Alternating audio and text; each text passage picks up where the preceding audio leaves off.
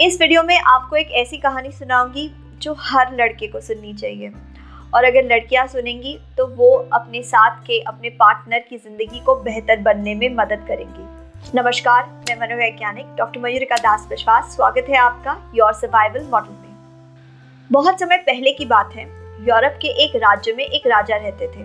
राजा के पास एक शिकारी आए और शिकारी ने पूछा कि क्या आपके राज्य में कोई ऐसा काम है जो दूसरे करने से डरते हैं?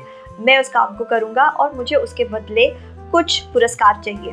राजा ने शिकारी से कहा, इस राज्य के पास ही एक जंगल है। जंगल का एक हिस्सा है जो बहुत ही खतरनाक है। वहाँ पे अगर कोई भी जाता है तो वो जिंदा वापस नहीं आता।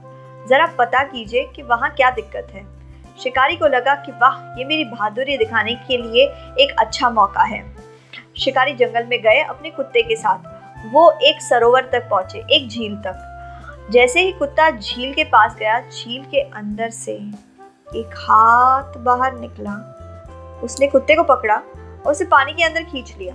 शिकारी को पता लग गया कि यही वो खतरनाक जगह है जहाँ पे सारी दुर्घटनाएं होती होंगी। फिर शिकारी ने धीरे धीरे उस सरोवर के पानी को खत्म करना शुरू किया।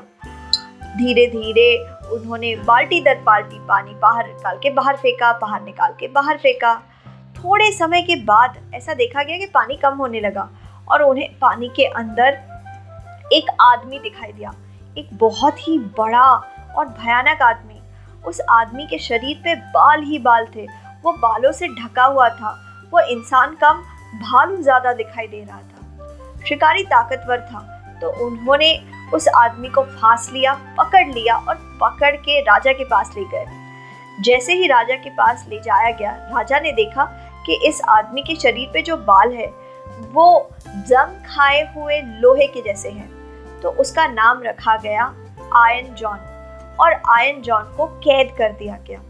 आयरन जॉन उसी तरीके से कैद में बहुत समय तक रहे। एक दिन राजकुमार अपनी गेंद के साथ खेल रहे थे और उनका गेंद खेलते खेलते लुढ़कते लुढ़कते उस आयरन जॉन के पिंजरे तक पहुंचा और आयरन जॉन के पिंजरे के अंदर चला गया।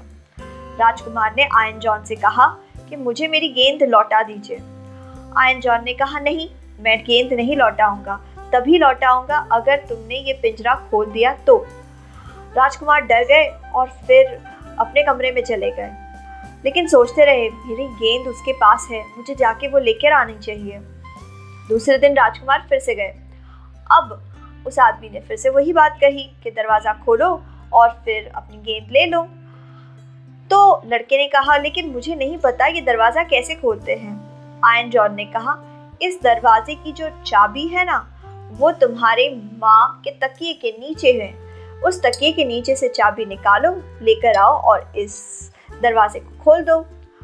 लड़के ने ठीक वैसा ही किया। राजकुमार गए, अपनी माँ के बिस्तर के सिरहाने से चाबी निकाली और फिर उस दरवाजे को खोल दिया। जैसे ही दरवाज़ा खोल दिया, आयरन जॉन ने वो गेंद ली और राजकुमार को दे दी। राजकुमार बहुत खुश हो गए, लेकिन तभी ही आयरन जॉन ने उनको पकड़ लिया और लेकर भागते हुए महल के बाहर चले गए, जंगल में चले गए और जंगल में ले गए इस राजकुमार को। राजकुमार डर गए कि अरे ये कहाँ हूँ मैं, ये तो बहुत डरावनी जगह है। आयरन जॉन ने कहा, अब तुम यहाँ से कभी बाहर नहीं जा सकोगे। आयरन जॉन और वो राजकुमार साथ में रहने लगे। राजकुमार आयरन जॉन के तौर तरीके सीखने लगा कि किस तरीके से हमें जानवरों के साथ जूझना चाहिए, जंगली जानवरों का शिकार कैसे करते हैं, जंगली जानवरों को काबू में कैसे करते हैं, जंगल के जो फोर्सेस है, फोर्सेस ऑफ नेचर, यानी कि हमारे आसपास जो भी चीज़ें होती है, जो जंगली रिस्क है, उनके साथ कैसे डील करना चाहिए, पेड़ों में घर कैसे बनाते हैं, अलग अलग चीज़ें उन्होंने आयरन जॉन से सीखी। समय के साथ राजकुमार बड़े हुए। ऐसा पता लगा कि पास के राज्य में ही एक राजकुमारी है जिसका स्वयंवर रचा गया है। राजकुमार को लगा, मुझे इस राजकुमारी को जीतने की कोशिश करनी चाहिए। वो राजकुमारी को जीतने वहाँ जाते हैं। वहाँ जाने पे राजकुमार को पता लगता है कि अरे यहाँ पे तो सब लोग बहुत ही फिसड्डी है, यानी कि यहाँ के लोगों ने कभी कोई कठिन काम किया ही नहीं है, आम से काम करते हुए आए हैं, जैसे कि ब्रेड बनाना या खेती बाड़ी करना या पेड़ों में पानी डालना। अगर किसी ने कोई कठिन काम किया ही नहीं है तो फिर ये स्वयंवर के चैलेंजेस को कैसे फेस करेंगे? राजकुमार के लिए उन स्वयंवर के चैलेंजेस को फेस करना बहुत आसान हो गया था, क्योंकि उन्होंने आयन जॉन के साथ बहुत सारा समय गुजारा था और वो टफ हो गए थे। वो स्वयंवर जीत गए, उन्हें राजकुमारी मिल गई और वो सुखी होकर रहने लगे। इस कहानी में बहुत सारा मीनिंग छुपा हुआ है।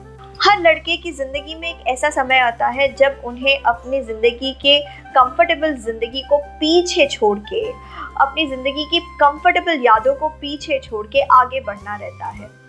हर लड़के को उसकी माँ प्रोटेक्ट करती है, सबसे ज़्यादा प्रोटेक्ट करती है, इसीलिए तो वो इस कठिन दुनिया में सरवाइव कर पाता है। लड़के के सर्वाइवल के लिए माँ का प्रोटेक्शन बहुत ज़्यादा ज़रूरी होता है एक समय तक। लेकिन टीनेज आते आते, एडोलेसेंस आते आते लड़के को अपने माँ के प्रोटेक्शन के बाहर निकलना बहुत ज़्यादा ज़रूरी है। जब वो माँ के प्रोटेक्शन से बाहर निकलेगा तब जाके उसे असली दुनिया का पता लगेगा, तब उसे असली दुनिया के रिस्क पता लगेंगे। असली दुनिया के रिस्क फेस करते समय उसे चोट लगेगी, तकलीफ होगी, वो हारेगा, गिरेगा, और फिर क्या होगा? फिर उन चोट, तकलीफ और हार से उसे कुछ सीखने मिलेगा और फिर वो आगे बढ़ेगा। आज की हमारी ज़िंदगी में कई बार ऐसा होता है कि हम लोगों से कहते हैं, बच्चों से कहते हैं, फेल होना अलाउड नहीं है, क्लास में अव्वल आना है, बड़े इंस्टीट्यूशन में ही पढ़ने जाना है तुम्हें, घर का नाम रोशन करो, कभी भी गलती मत करो, कभी भी फेल मत हो। अब ज़रा ये सोच के देखें, अगर कोई इंसान कभी फेल नहीं होगा तो जब ज़िंदगी में पहली बार उसे समस्या का सामना करना पड़ेगा, विकट परिस्थिति का सामना करना पड़ेगा, तब तो उसकी सिट्टी पिट्टी गुल हो जाएगी।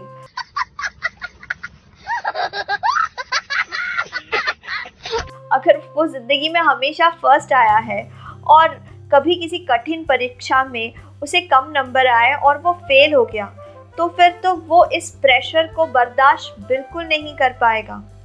इसलिए अपने माता पिता के प्रोटेक्शन से बाहर निकल के कंट्रोल्ड रिस्क टेकिंग बहुत ज़्यादा ज़रूरी है।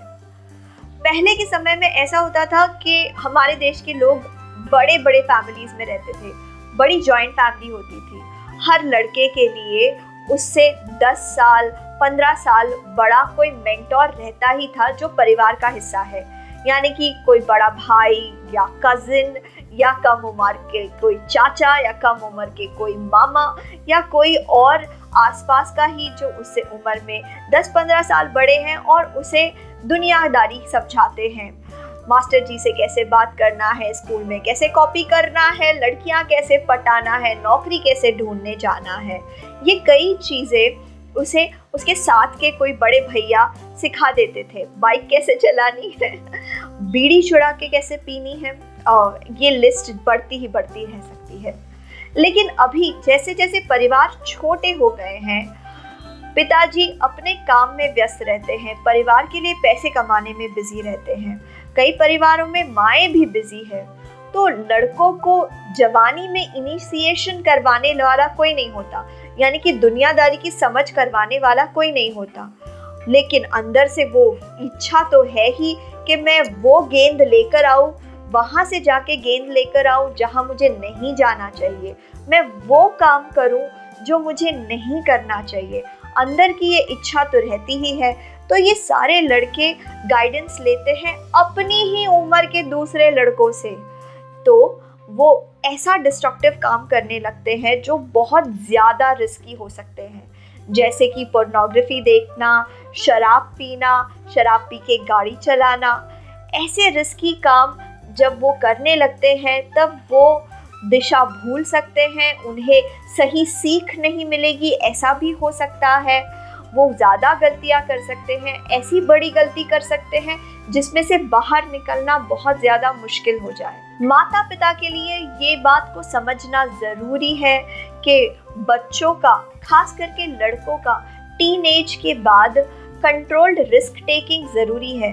अगर आप अपने बच्चे को कंट्रोल्ड रिस्क टेकिंग देना चाहते हैं तो उसे अलाउ कीजिए अपने से 5 साल 10 साल बड़े लड़कों से मिलने देना। आप अपने बेटे को सब चीज़ें नहीं बता सकते। आप ये पूछ सकते हैं मुझे कि ऐसा भी तो हो सकता है कि ये गाइडेंस भी पेरेंट्स ही दे दे, बाहर के किसी की ज़रूरत ही नहीं पड़े।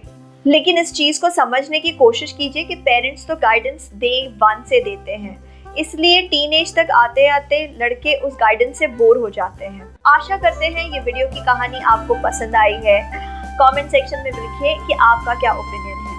आपके मूल्यवान समय के लिए धन्यवाद।